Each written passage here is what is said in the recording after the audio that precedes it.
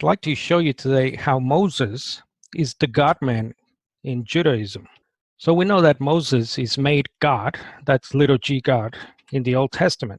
So we have Exodus 4:16, where God says, Yahweh, the one and true God, that he will make Aaron his spokesperson, or later his prophet, and Moses will be as God.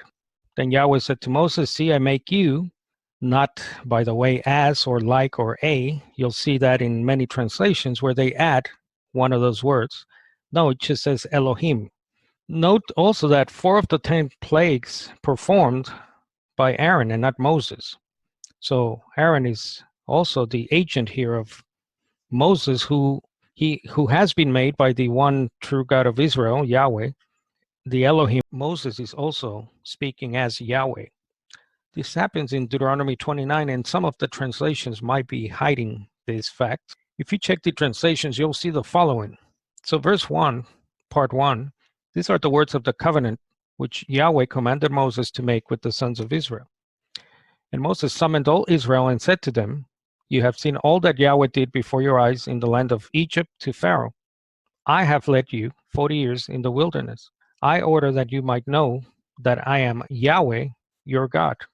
And then verse 10, you stand today, all of you, before Yahweh, your God. The pulpit commentary has an interesting note here. Moses introduces Jehovah himself as speaking to them. And the Cambridge Bible says that here the speaker's personality, that is Moses, is merged in that of the deity. And Moses, as the prophet, is speaking here as Yahweh himself, as the God of Israel. So again, this is a typical Jewish way of prophets, or the mediators, in this case Moses, taking on the role, as it were, of Yahweh, the one God of Israel, himself.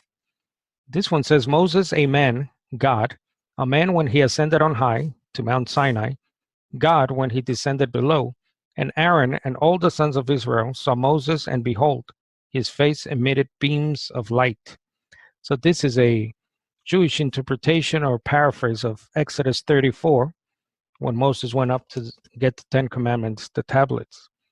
Here's another one from the apostolic period, 1st century AD. He was named God and King of the whole nation, and entered into the darkness where God was, that is, into the unseen, invisible.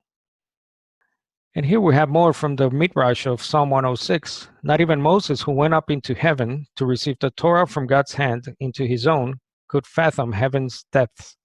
Exalted is the great prophet Moses, whom his Lord vested with his name. He dwelt in the mysteries.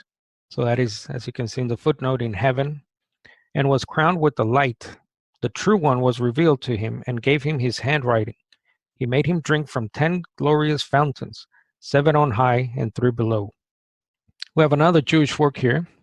I ascended to heaven, spoke face to face with the Lord of the world, conquered the heavenly household, received the Torah, wrote down at the command of the Holy One, blessed be he, the 613 commandments, taught them to the children of Israel. And then one last one here from the same work as before. Let us follow after the great prophet Moses, who leads us well, for he was sent to us by our Lord. Where is there a prophet like Moses? He was a good father to all Israel, bringing them up, looking after them, appeasing God with his fast and healing them with his prayer. He was a good physician, healing and giving compensation. His words are from the words of his Lord. Believe in him, you will be saved from all wrath. On the day of vengeance, you will be at rest. Let us believe in Yahweh and in Moses, his servant. So these are just examples of a precedent within Judaism, both BC times and AD, where the mediator, where the prophet of Yahweh, was seen as so closely tied to Yahweh himself. It's a very intimate relationship.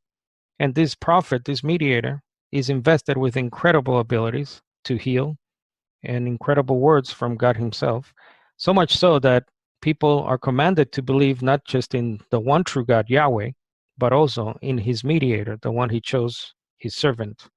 The evidence is sufficient, however, to demonstrate that related and very similar traditions about the ascension are treated not only as a heavenly enthronement, but also as a restoration of the glory lost by Adam.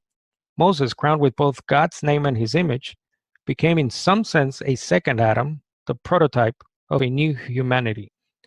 Central to the paraphrases, the Jewish paraphrases, is the notion that when God gave to Moses his own name, Elohim, or Theos in Greek, he conveyed to him a divine status, and a unique function among the divine man was modified by combination with the Semitic notion of the agent